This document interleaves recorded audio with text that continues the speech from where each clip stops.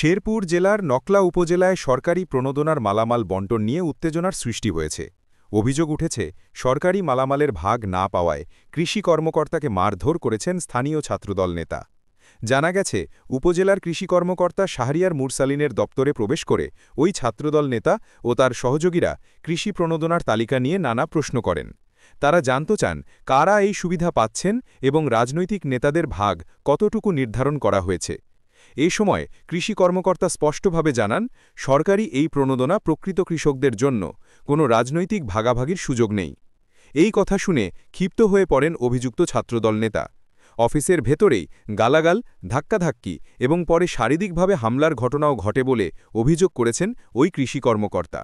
ঘটনার পর আহত অবস্থায় তিনি থানায় গিয়ে লিখিত অভিযোগ দায়ের করেন। পরে পুলিশ ঘটনাস্থল পরিদর্শন করে প্রাথমিক তদন্ত শুরু করেছে। উপজেলা প্রশাসন জানিয়েছে, সরকারি কর্মকর্তা মারধরের ঘটনায় শাস্তিমূলক ব্যবস্থা নেওয়া হবে।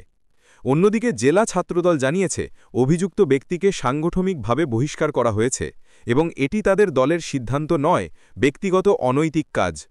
এ ঘটনায় এলাকা জুড়ে উত্তেজনা বিরাজ করছে। সাধারণ মানুষ বলছেন, সরকারি প্রণোদনার নামে রাজনৈতিক চাপ সৃষ্টি ও কর্মকর্তাদের ওপর হামলার ঘটনা অত্যন্ত দুঃখজনক। তারা দ্রুত বিচার দাবি করেছেন। বর্তমানে মামলাটি তদন্তাধীন রয়েছে। প্রশাসন বলছে, তদন্তের মাধ্যমে দোষীদের আইনের আওতায় আনা হবে। BD news, 1971।